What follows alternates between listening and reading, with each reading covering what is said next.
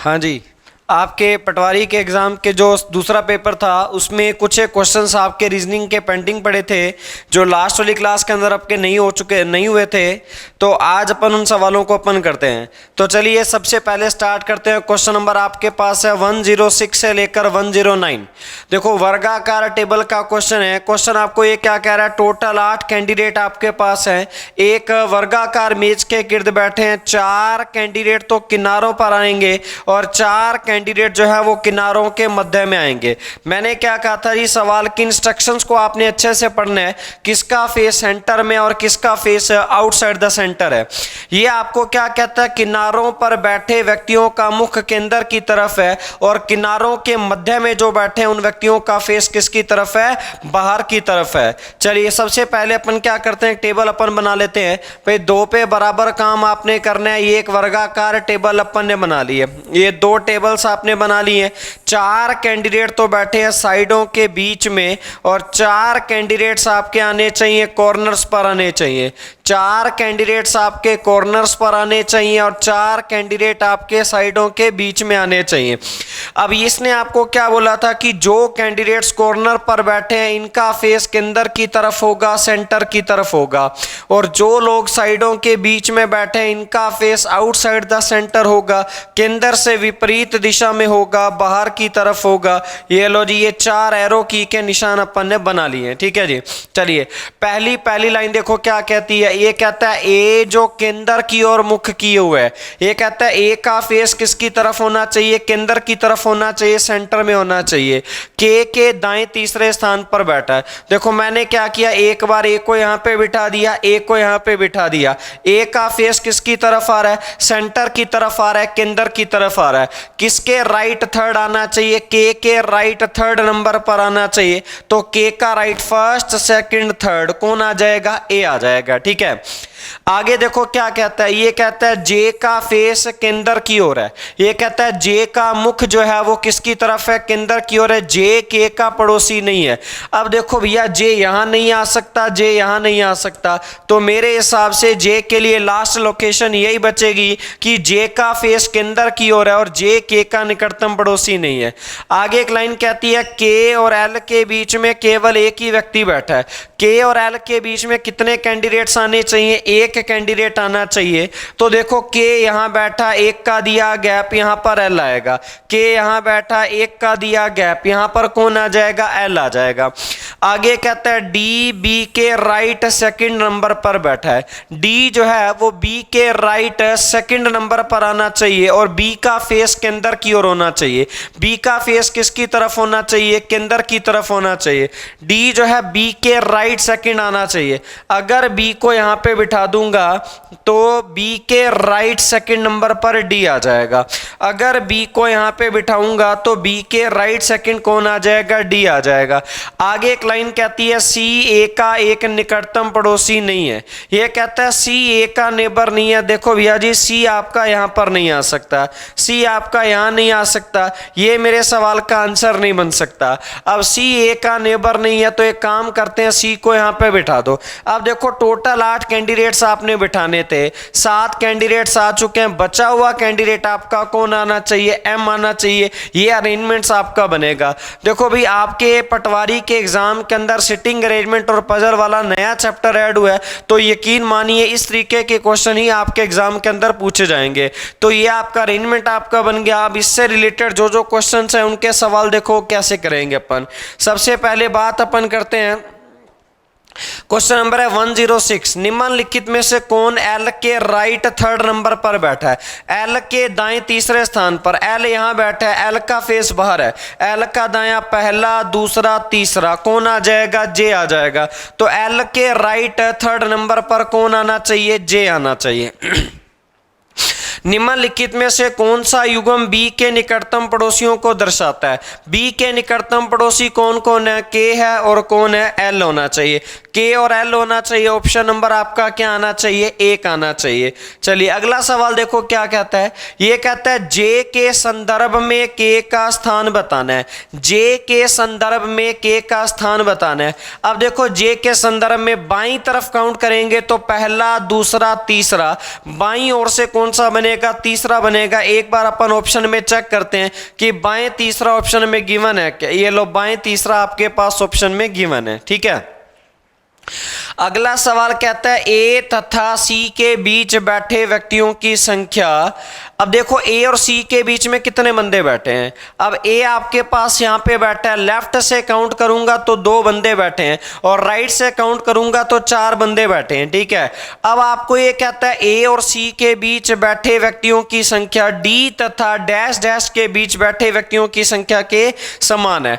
अब आपने लेफ्ट से काउंट किया तो ए और सी में कितने बंदे आ रहे हैं, 2 बंदे आ रहे हैं।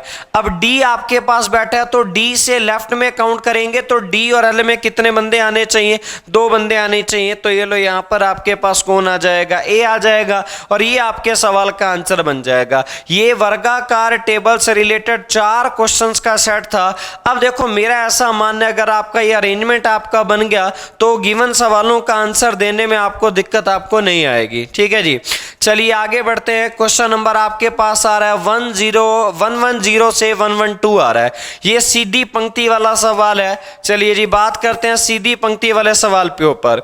सवाल ये कहता है एस पंक्ति के एकदम दाएं छोर पे बैठा है, एस राइट वाले कॉर्नर पर आना चाहिए। एस को यहां बिठाओ, 2 3 4 5 6 7 8, 1 2 3 4 5 6 7 और यहां पे कोई आ जाएगा 8। एस आ जाएगा राइट वाले कॉर्नर पर। एस और सी के बीच में कितने कैंडिडेट आने चाहिए, 4 कैंडिडेट आने चाहिए। आगे कहता है बी और क्यू के बीच में, बी तथा क्यू सी के निकटतम पड़ोसी है। बी को यहां पे बिठा दिया, क्यू को यहां बिठा दिया, क्यू को यहां बिठा दिया, बी को यहां बिठा दिया। आगे क्या कहता है क्यू तथा पी के बीच में 2 का गैप आना चाहिए। ये लो, यहां पर कौन आ जाएगा, पी आ जाएगा। सवाल में पॉसिबिलिटी ये कहती है पी को यहां पे बिठा दो और अगली बार ऐसा हो सकता है कि पी को आप यहां पे बिठा सकते हो। आगे कहता है क्यू तथा पी के बीच में केवल 2 व्यक्ति हैं, पी एस का एक निकटतम पड़ोसी नहीं है। देखो भैया, जब पी जो है वो एस का निकटतम पड़ोसी नहीं है, पी यहां पर आ नहीं सकता। पी को यहां पे कंफर्म कर देते हैं। अब देखो पी हो गया आपके पास। आगे क्या कहता है ए के बाएं दूसरे स्थान पर आर आना चाहिए। अगर ए को यहां पे बिठाऊंगा तो लेफ्ट सेकंड नंबर पर कौन आ जाएगा, आर आ जाएगा। अब देखो भैया जी, अगर ए को यहां पे बिठाऊंगा लेफ्ट सेकंड आर नहीं आ सकता। अगर ए को यहां बिठाऊंगा लेफ्ट सेकंड आर नहीं आ सकता। ये आपके सवाल का आंसर नहीं बन सकता। अब टोटल 8 कैंडिडेट्स आपने बिठाने थे, 7 कैंडिडेट्स आपके आ चुके हैं, तो बचा हुआ कैंडिडेट आपका कौन आना चाहिए, डी आना चाहिए। बस ये आपके सवाल का आंसर बनेगा। और अगर ये आपका अरेंजमेंट आपका बन गया तो इससे रिलेटेड जो क्वेश्चंस होंगे उनको करने में दिक्कत आपको नहीं आएगी। तो चलिए क्वेश्चन नंबर अपन बात करते हैं 110। निम्नलिखित में से कौन सी के दाएं तीसरे स्थान पर बैठा है। तो सी के राइट 3rd नंबर पर कौन आना चाहिए, डी आना चाहिए। ऑप्शन नंबर आपका क्या आ जाएगा, 4। आगे कहता है क्यू तथा ए के बीच में कितने व्यक्ति बैठे हैं, क्यू और ए के बीच में कितने कैंडिडेट्स बैठे हैं। तो देखो भैया, क्यू और ए के बीच में ये 2 कैंडिडेट्स आने चाहिए। ऑप्शन नंबर आपके पास क्या आना चाहिए, फर्स्ट आना चाहिए। ये आपका आंसर बनेगा। आगे कहता है निम्नलिखित में से कौन सा जोड़ा पंक्ति के अंतिम छोरों पर बैठे व्यक्तियों के निकटतम पड़ोसियों को दर्शाता है। ये कहता है निम्नलिखित में से कौन सा युग्म पंक्ति के अंतिम छोरों पर बैठे व्यक्तियों के निकटतम पड़ोसियों को दर्शाता है। तो पंक्ति के छोरों पर कौन कौन बैठे हैं, एस और पी बैठे हैं और इनके पड़ोसी कौन कौन होंगे, बी और ए होंगे। इनके पड़ोसी कौन कौन होंगे, बी और ए होंगे। और ऑप्शन नंबर आपका क्या आ जाएगा, 3 आ जाएगा। बस ये आपके सवाल का आंसर आ जाएगा। तो ये क्वेश्चन नंबर आपका था 110 से लेकर 112। ये आपका लीनियर अरेंजमेंट का क्वेश्चन आपका था। चलिए आगे बढ़ते हैं। क्वेश्चन नंबर आपके पास आ रहा है 113 से लेकर 115। ये सर्कुलर अरेंजमेंट का क्वेश्चन है। देखो सवाल आपको क्या कह रहा है, टोटल 8 कैंडिडेट आपके पास हैं, एक सर्कल के अंदर बैठे हैं। सब लोगों का फेस सेंटर की तरफ है, केंद्र की तरफ है। मैंने क्या समझाया था, जब 8 लोगों का सवाल होगा तो सबसे पहला काम आपने ये स्लॉट्स आपने बना के रख लेने हैं, ये पॉइंट आपने सेट आपने करके रख लेने हैं। पहली लाइन कहती है क्यू तथा वी के ठीक बीच में एस आना चाहिए। क्यू तथा वी के ठीक बीच में मैंने क्यू को यहाँ बिठाया, वी को यहाँ बिठाया, एस को यहाँ बिठाया। क्यू तथा वी के ठीक बीच में एस आना चाहिए। अगली बार मैंने वी को यहाँ बिठाया, क्यू को यहाँ बिठाया और एस को यहाँ पे बिठा दिया। ठीक है जी। आगे एक लाइन कहती है पी तथा डब्ल्यू के ठीक बीच में यू बैठेगा। ये कहता है पी और डब्ल्यू के बीच में यू आना चाहिए। अब इस अरेंजमेंट में ना तो पी के बारे में इंफॉर्मेशन है, डब्ल्यू के बारे में, ना ही यू के बारे में, छोड़ दो आप। आगे कहता है पी के राइट सेकंड नंबर पर टी बैठा है। पी के राइट सेकंड नंबर पर टी है जो क्यू का एक निकटतम पड़ोसी है। अब जो आता है सेकंड वाले पर्सन के लिए, सेकंड वाला पर्सन कौन है? टी है। तो टी किसका निकटतम पड़ोसी बनेगा? क्यू का। टी किसका निकटतम पड़ोसी बनेगा? क्यू का। ये कहता है पी के राइट सेकंड नंबर पर टी आना चाहिए। ये लो पी को यहां पे बिठा दिया। पी के राइट सेकंड कौन आ जाएगा? टी आ जाएगा। अब यहां चेक करके बताओ क्या इस लोकेशन पर पी आ सकता है? क्या नहीं आ सकता ना। तो भैया ये मेरे सवाल का आंसर नहीं बन सकता। आपने पढ़ा था पी तथा डब्ल्यू के बीच में कौन आना चाहिए? यू आना चाहिए। डब्ल्यू को यहां पे बिठा दो, यू को यहां बिठा दो। अब टोटल 8 कैंडिडेट आपने बिठाने थे, 7 कैंडिडेट आपके आ चुके हैं। बचा हुआ कैंडिडेट आपका कौन आना चाहिए? आर आना चाहिए। बस ये आपका अरेंजमेंट आपका बन जाएगा। अब देखो ये जब ये अरेंजमेंट आपका बन गया तो इससे रिलेटेड जो गिवन क्वेश्चंस हैं उनके आंसर्स आपके जल्दी आएंगे। बात करते हैं क्वेश्चन नंबर 113। सवाल कहता है पी के संदर्भ में वी का स्थान बताना है। पी के संदर्भ में वी का स्थान। अब देखो जी पी का बायां पहला, दूसरा, तीसरा, तो पी के लेफ्ट थर्ड नंबर पर वी आना चाहिए, बाएं तीसरे स्थान पर आना चाहिए। ऑप्शन नंबर आपका क्या बनेगा? 2। आगे क्या कहता है यदि पी के दाईं और आगे बढ़ा जाए तो पी और क्यू के बीच में कितने व्यक्ति बैठे हैं? अब पी और क्यू के बीच में बंदे काउंट करने हैं, पी के राइट में बढ़ना है। जब पी के दाईं और बढ़ेंगे तो पी और क्यू के बीच में 2 बंदे बैठे हैं। कौन कौन बैठे हैं? आर और टी बैठे हैं। ऑप्शन नंबर आपका क्या आना चाहिए? सी आना चाहिए। चलिए आगे बढ़ते हैं। क्वेश्चन नंबर है 115। सवाल नंबर आपके पास आ रहा है 114 हो गया आपका। 115 नंबर सवाल ये कहता है कि 4 में से 3 एक प्रकार से समान है और ऐसा कौन सा है जो इसके अंदर शामिल नहीं होता? पहला दे रखा है यू और वी आपके पास दे रखा है। अब एक बार चेक करो यू और वी के बीच में कितने का गैप आ रहा है? 1 का गैप आ रहा है। ठीक है जी, यू और वी में 1 का गैप आ गया। फिर आगे डब्ल्यू और एस दे रखा है तो डब्ल्यू और एस में भी कितने का गैप आ रहा है? 1 का गैप आ रहा है। आगे क्यू और आर आपके पास दे रखा है तो क्यू और आर में भी कितने का गैप आ रहा है? 1 का गैप आ रहा है। अब एक बार टी और एस चेक कर लेते हैं। टी और एस में भी कितने का गैप आ रहा है? 1 का गैप आ रहा है।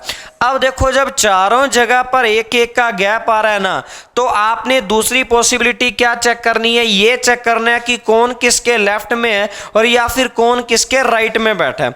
ये सवाल मैंने लास्ट वाली क्लास के अंदर भी आपको बताया था। अब एक बार चेक करो कि यू के लेफ्ट में आ रहा है या राइट में आ रहा है।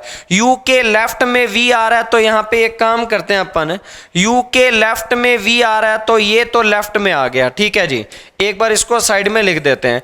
अब डब्ल्यू और एस आ रहा है ना आपके पास, डब्ल्यू और एस आपके पास आ रहा है तो देखो डब्ल्यू के लेफ्ट में आपके पास क्या आ रहा है? एस आ रहा है तो ये लेफ्ट में आ गया।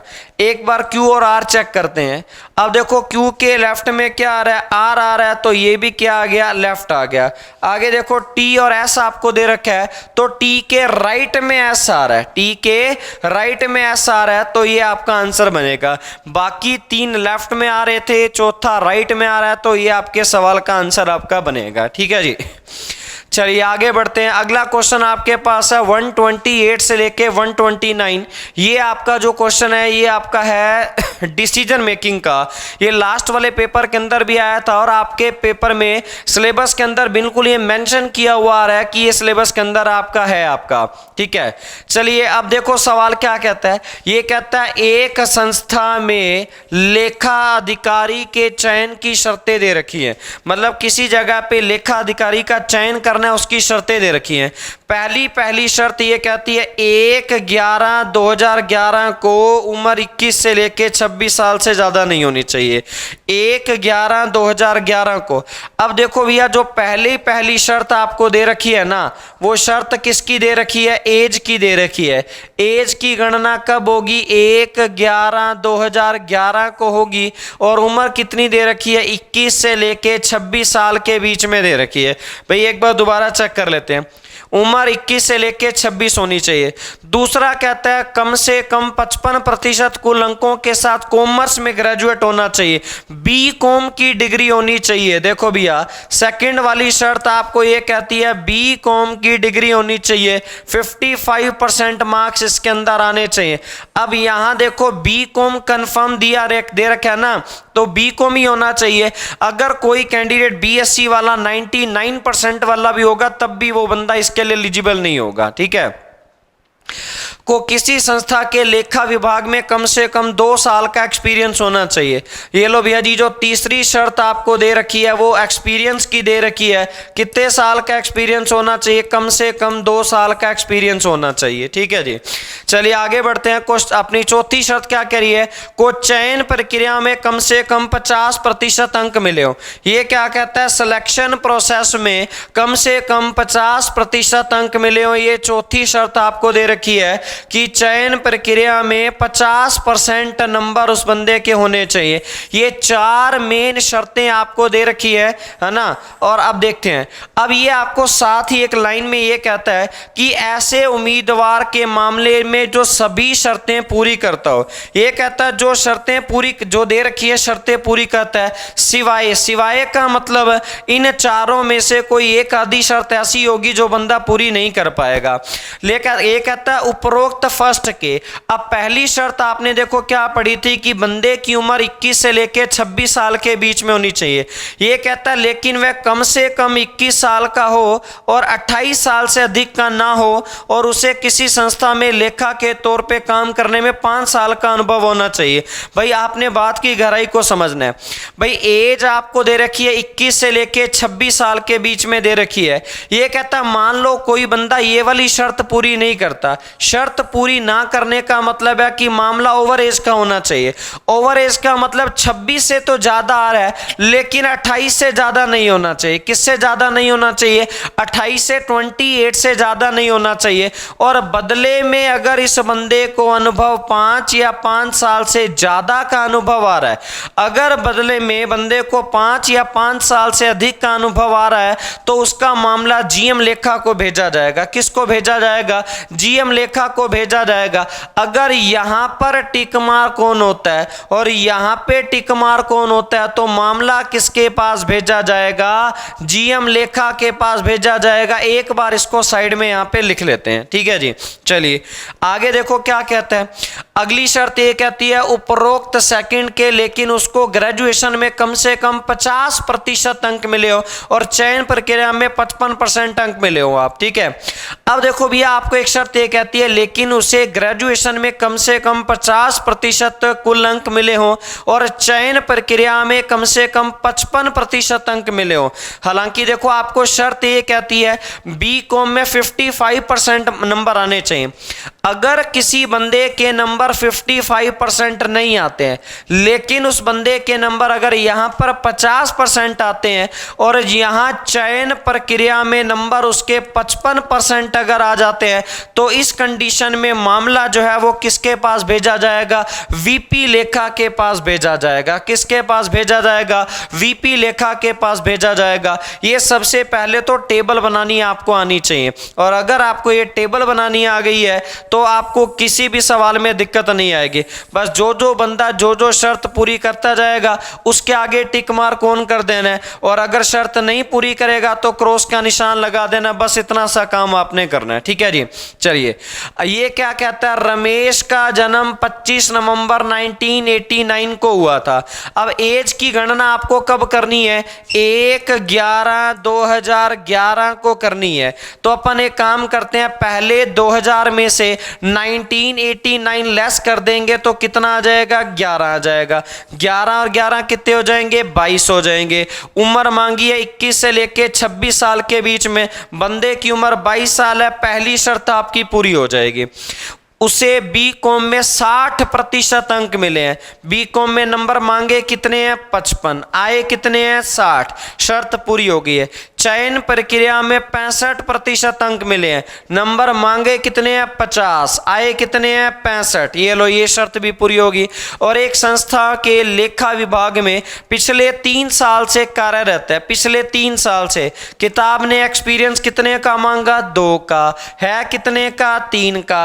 अब देखो किसी संस्था में अधिकारी के पद पर चयन करने की 4 शर्तें थी, बंदे ने चारों की चारों शर्तें पूरी करी हैं, तो उस बंदे का सिलेक्शन हो जाएगा, उस बंदे का सिलेक्शन किया जाना है। तो आंसर बनेगा डी, यदि उम्मीदवार का चयन किया जाना है, इससे बंदे का सिलेक्शन हो जाएगा। ठीक है, चलिए आगे बढ़ते हैं। नेक्स्ट क्वेश्चन देखो क्या कहता है। प्रतिमा का जन्म 6 जून 1988 को हुआ था। पहले 2000 में से 88 माइनस करो 12, 12 और 11 कितने हो जाएंगे 23। उम्र मांगी है 21 से लेके 26 के बीच में, ये लो पहले वाली शर्त आपकी पूरी हो जाएगी। ठीक है, चलिए आगे देखो आप। उसको बीकॉम में कुल 60% और चयन प्रक्रिया में 49 मिले हैं। अब बीकॉम में नंबर मांगे कितने हुए भैया, इसने 55, आए कितने हैं इसके नंबर 60% नंबर आए, ये लो शर्त पूरी हो गई है। ये क्या कहता है, चयन प्रक्रिया में 49% नंबर आ रखे हैं, मांगे कितने हुए हैं 50, आए कितने हैं 49। एक बार यहाँ पे क्रॉस का निशान लगाओ आप। ठीक है, आगे कहता है पिछले 3 साल से एक लेखा के विभाग में काम कर रहा है। किताब ने एक्सपीरियंस मांगा कितने का 2 का, है कितने का 3 का, ये लो ये शर्त आपकी पूरी हो जाएगी। अब देखो टोटल 4 शर्तें थी, कैंडिडेट ने 3 शर्तें पूरी करी हैं, चौथी शर्त जब उसने पूरी नहीं करी है तो बंदे का सिलेक्शन नहीं होगा, बंदे का सिलेक्शन नहीं होगा। बस इस सवाल का आंसर ये बनेगा, यदि उम्मीदवार का चयन नहीं किया जाना। बस ये आपके सवाल का आंसर आपका बन जाएगा। ठीक है जी, तो ये आपके जो 2 क्वेश्चंस आपके थे, ये आपके थे डिसीजन मेकिंग के क्वेश्चन थे, 128 नंबर और 129 नंबर। चलिए अब अपन बात करते हैं इनपुट आउटपुट की। नेक्स्ट क्वेश्चन आपके पास है इनपुट आउटपुट का। मैंने बोला सबसे पहला काम लॉजिक आपको देखना है कि लॉजिक क्या बनेगा।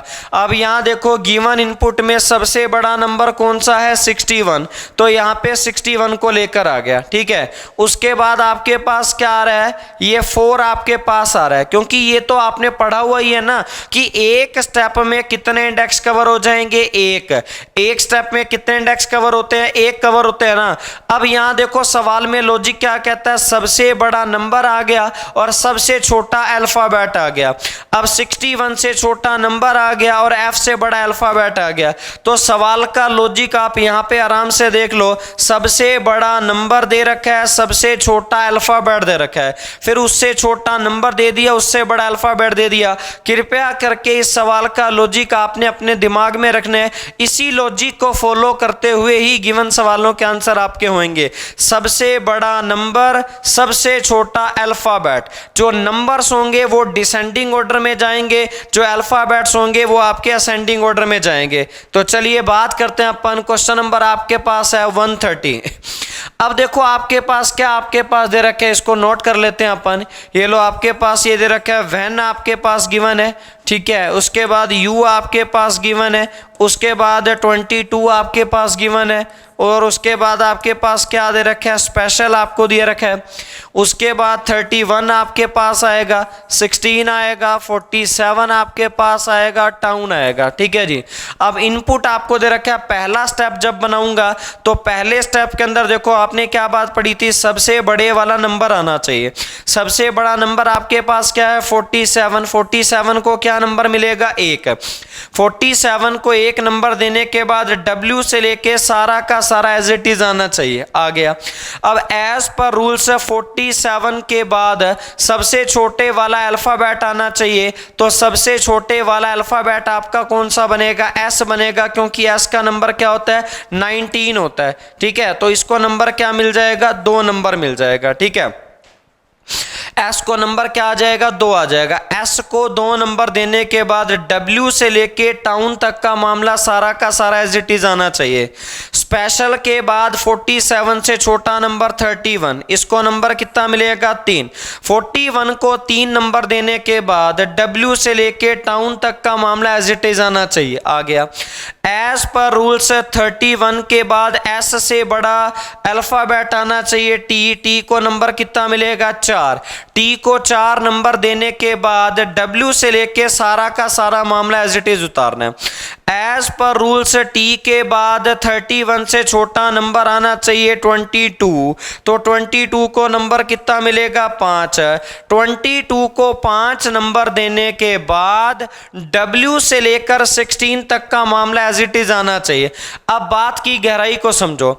22 को 5 नंबर देने के बाद एज पर रूल्स टी से बड़ा अल्फाबेट क्या आना चाहिए, डब्ल्यू आना चाहिए। क्या आना चाहिए, डब्ल्यू। अब देखो भैया जी, ये डब्ल्यू अपने आप आ रहा है, ऑटोमेटिक आ रहा है, बाय डिफॉल्ट आ रहा है। मैंने क्या कहा था, जो चीज आपके पास अपने आप आएगी, बाय डिफॉल्ट आएगी, उसको एज ए स्टेप काउंट नहीं करना। तो ये भी 5वें स्टेप के अंदर ही आएगा, इसको अलग से नंबर नहीं लगाएंगे, इसको अलग से नंबर नहीं लगाएंगे। अब देखो आप, डब्ल्यू के बाद क्या आ जाएगा, यू आ जाएगा, 16 आ जाएगा। एज पर रूल्स डब्ल्यू के बाद क्या आना चाहिए, 16, तो 16 को कितना नंबर मिलेगा, 6। 16 को 6 नंबर देने के बाद ये यू जो है वो आपका ऑटोमेटिक आ जाएगा। सवाल कहता है अंतिम से पहला चरण कौन सा होगा। भाई टोटल चरण बनेंगे कितने, 6। अंतिम से पहला चरण कौन सा बनेगा, 5। अंतिम से पहला चरण कौन सा बनेगा, 5। बस ये आपके सवाल का आंसर बनेगा। चलिए आगे बढ़ते हैं। क्वेश्चन नंबर है 131 नंबर। सवाल ये कहता है इनपुट में निम्नलिखित में से कौन सा चरण 4 बनेगा। निम्नलिखित में से कौन सा चरण जो है वो 4 बनेगा।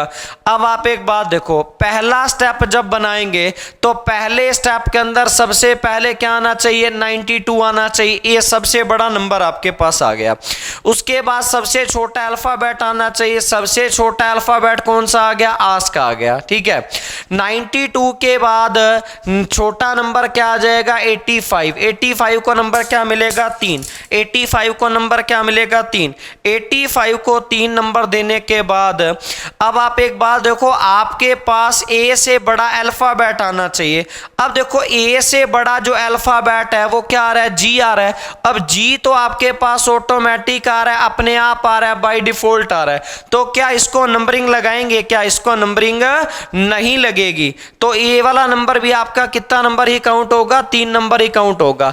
अब जी के बाद एज पर रूल्स आपके पास क्या आना चाहिए, 42 आना चाहिए। क्या आना चाहिए, 42 आना चाहिए। तो 42 को कितना नंबर मिलेगा, 4 नंबर मिलेगा।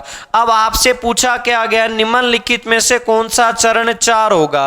अब देखो 92 आ जाएगा, आस्क आ जाएगा, 85 आ जाएगा, गोल आ जाएगा, 42 आ जाएगा। लास्ट में टीम आना चाहिए, 12 आना चाहिए, साउंड आना चाहिए। लास्ट में टीम आना चाहिए, 12 आना चाहिए, साउंड आना चाहिए। बस ये आपके सवाल का आंसर आपका बनेगा। ऑप्शन नंबर आपका क्या आना चाहिए, सी आना चाहिए। ठीक है, चलिए आगे देखते हैं। क्वेश्चन नंबर आपके पास आ रहा है 132 नंबर। सवाल कहता है इनपुट का चरण 3 दे रखा। तीसरा स्टेप देने का मतलब क्या हो गया, ये पहले वाले 3 इंडेक्स कवर करके दे दिए।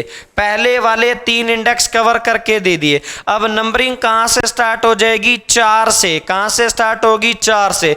आपको बताना भी क्या है, चौथा चरण आपको बताना है ना। अब यहां देखो चौथे चरण में क्या आना चाहिए आपके पास, 82 आपके पास आएगा, ये ब्राउन आपके पास आएगा, 74 आपके पास आएगा। एज पर रूल्स बी से बड़ा लेटर आना चाहिए, वो क्या आना चाहिए, एच आना चाहिए। तो एच लेटर आ जाएगा, हॉबी आ जाएगा। उसके बाद क्या आना चाहिए, शुगर आपके पास आना चाहिए। फिर उसके बाद क्या आना चाहिए, लेडी आना चाहिए। और उसके बाद क्या आना चाहिए, 32 आना चाहिए। और लास्ट में क्या आना चाहिए, 49 आपके पास आना चाहिए। बस ये देखो ऐसा कुछ दे रखा है क्या आपके पास।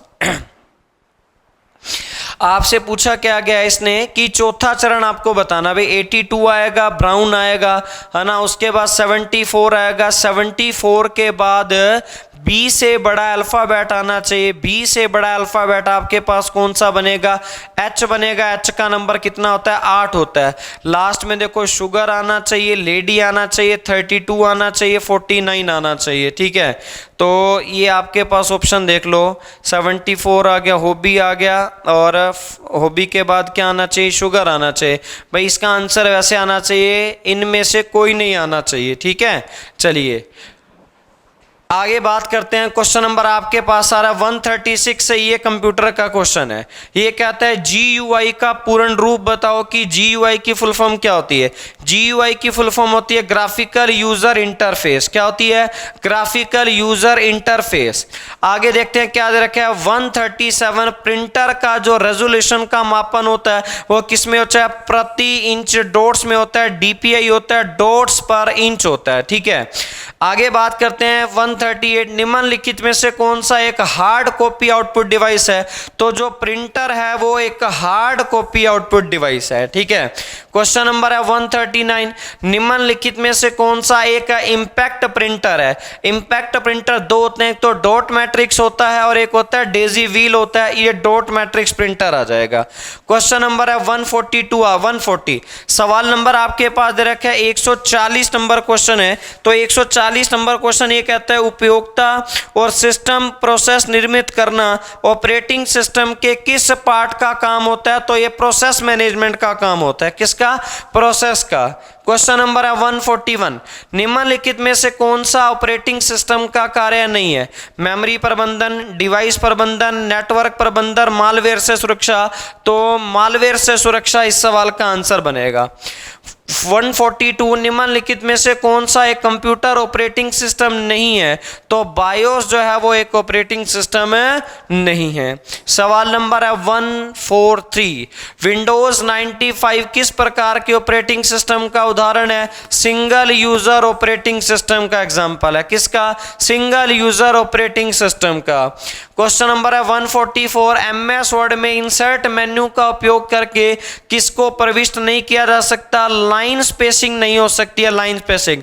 टेबल भी इंसर्ट करा सकते हो, शेप भी इंसर्ट करा सकते हो, हेडर भी इंसर्ट करा सकते हैं। MS वर्ड में स्पेलिंग चेक करने की शॉर्टकट बताओ। स्पेलिंग चेक करने की शॉर्टकट क्या होती है, F7 होती है। क्या होती है, F7।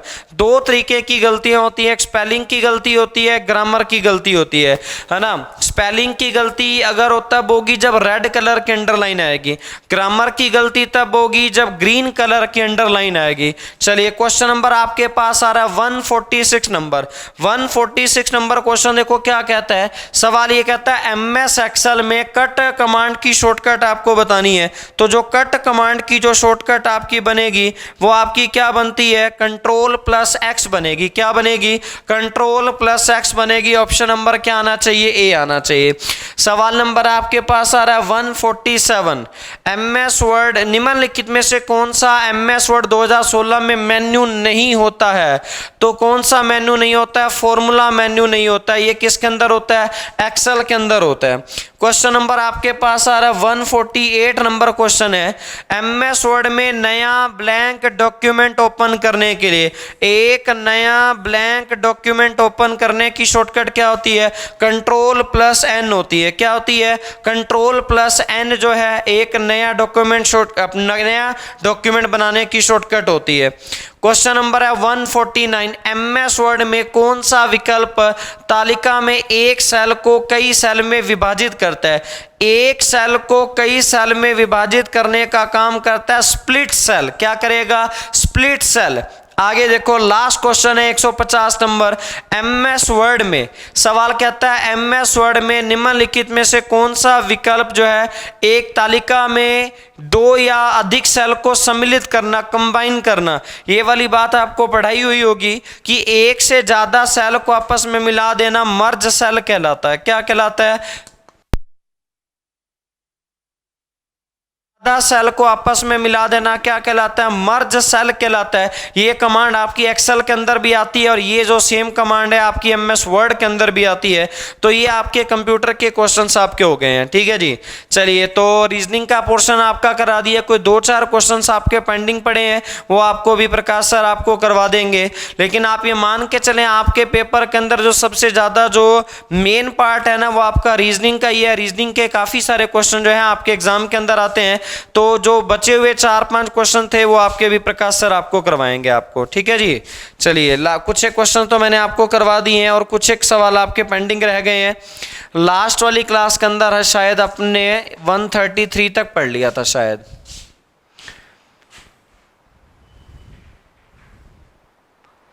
126 तक पढ़ लिया था। 127 से आगे कुछ एक क्वेश्चन प्रकाश सर कराएंगे।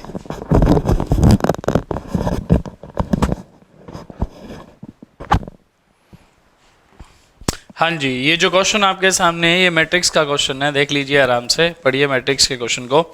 और मैट्रिक्स के क्वेश्चन में मैंने आपको बताया था कैसे करना होता है। जैसे कि एग्जैक्ट है, आप ई उठाओ, ई अब आपके पास कहाँ है, देखिए यहाँ पर भी है, ई 0-1 पे बनता है, 0-1 वाला है, ठीक है, कोई दिक्कत नहीं है। ई 2-1 पे बनता है, 2-1 वाला ऑप्शन भी है। ई कहाँ पे बनता है, 8-6 पे बनता है। क्या 2-3 पर ए बनता है? 2-3 पर ए नहीं बनता है, तो एक ऑप्शन आपका कट गया, ठीक है। अब 3 ऑप्शन है। अब आगे बढ़ते हैं एक्स। एक्स के बारे में बात करते हैं। एक्स आपकी इस नीचे वाली सीरीज में है और एक्स कैसे बन सकता है, देखिए 999 पे बन सकता है, ठीक है, 99, ठीक है। उसके अलावा एक्स कैसे बन सकता है,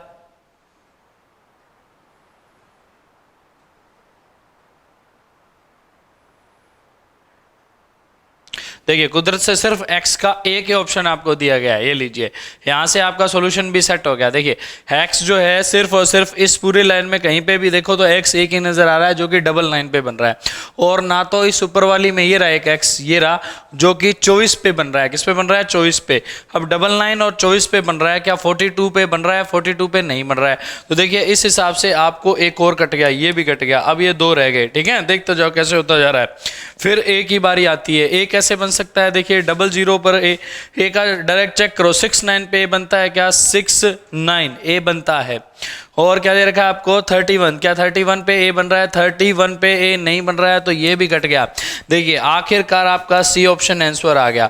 तो इस हिसाब से हम इसको कर सकते हैं लगातार तरीके से, आराम से। देखिए मैट्रिक्स को करने का ये सबसे बेस्ट तरीका है, उठाओ ऑप्शन काटते जाओ और आंसर आ जाएगा, है ना। ये सबसे अति उत्तम तरीका है।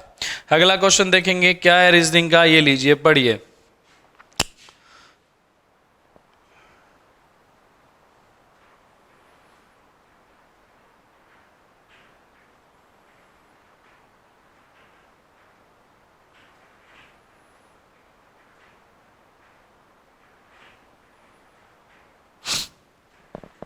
हाँ जी, कोडिंग डिकोडिंग का ये जो क्वेश्चन है, इसमें सबसे पहले ये देखिए 3, 3, 6 और ये 7वां अक्षर, मिड वाला जो अक्षर है वो वैसे ही रखा गया है।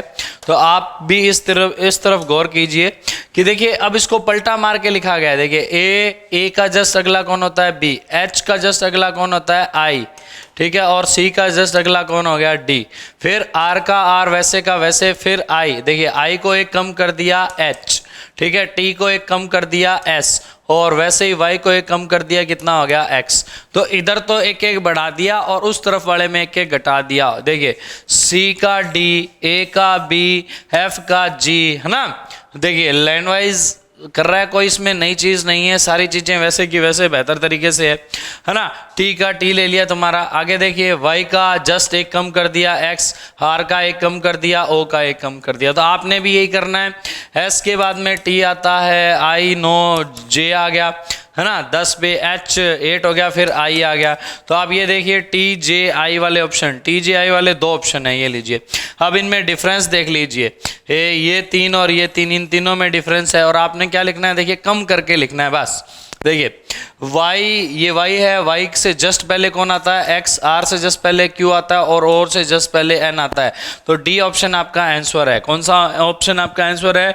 d ऑप्शन आपका आंसर है। तुरंत आ गया कि नहीं आ गया? कोई दिक्कत नहीं हुई, है ना। अगला क्वेश्चन यदि शब्द फ्रैक्शन में पहले सभी व्यंजनों को बाएं से दाएं अंग्रेजी वर्ण का वर्णमाला क्रम में व्यवस्थित किया जाता, तब सभी स्वरों को बाएं से दाएं अंग्रेजी वर्णमाला क्रम में व्यवस्थित किया जाता। ये कह रहा है पहले सभी व्यंजकों को बाएं से दाएं अंग्रेजी वर्णमाला में व्यवस्थित किया जाता है तथा तब सभी स्वरों को बाएं से दाएं अंग्रेजी वर्णमाला में व्यवस्थित किया जाता है। तो निम्नलिखित में से कौन सा दाएं से पांचवा अक्षर है? सबसे पहले व्यंजक उठाने हैं। देखिए व्यंजक कौन कौन से हैं आपके पास और स्वर कौन कौन से हैं। स्वर तो ए ई ओ आई ओ यू वाला आप जानते ही हो, ए है, आई है, ओ है, इसके अलावा कोई स्वर आपको नहीं नजर आ रहा है, बाकी सब व्यंजक है। और आपको पहले व्यंजकों को अंग्रेजी वर्णमाला के अनुसार रखना है। सबसे पहले सी आएगा, कौन आएगा भैया? सी आएगा। सी के बाद में कौन आएगा? देखिए एफ आएगा, कौन आएगा? एफ, है ना। सी के बाद में अगर अंग्रेजी वर्णमाला में देखा जाए तो एफ आता है। एफ के बाद में कौन आता है? तुम्हारा एन आता है, फिर आर आता है और फिर कौन आता है? टी आता है। देखिए है ना, ये क्रम वाइज हो गए। क्रम वाइज मतलब पहले सी आता है, उसके बाद में कहीं एफ आएगा, उसके बाद में कहीं एन आएगा, फिर आर आएगा और फिर टी आएगा। अब अपने स्वर को लगा देते हैं। स्वर में आपके ए है, ए पहले आएगा, ए के बाद में कौन आएगा? आई आएगा और आखिर में कौन आएगा? यहाँ पे ओ आएगा। अब आपको दाईं तरफ से जाना है। दाईं तरफ से मतलब उधर से शुरू होंगे, 1 2 और 3 4 5। ये लीजिए 5 नंबर पे आपसे पूछा गया और 5वें नंबर पे कौन आ रहा है? आर आ रहा है। कौन आ रहा है? आर आ रहा है। देखिए सिर्फ सिंपल अरेंजमेंट है। व्यंजक और स्वर में आप डिफरेंस रखें, जिसे अपने ए ई आई ओ यू वाले 5 जो होते हैं आपके स्वर होते हैं, बाकी सब जो बचते हैं वो व्यंजन होते हैं, है ना। अगला क्वेश्चन क्या कहता है आपका? डायरेक्शन का क्वेश्चन है, पढ़िए। यदि उत्तर को उत्तर पश्चिम कहा जाए और पश्चिम को दक्षिण पश्चिम कहा जाए और दक्षिण को दक्षिणी पूर्व कहा जाए और इत्यादि, एक व्यक्ति दक्षिण पश्चिम से सीधा उत्तर पूर्व की ओर जाए, फिर बाएं मुड़े, फिर सीधा चलकर दोबारा बाएं मुड़े, तो वह किस दिशा में जाएगा?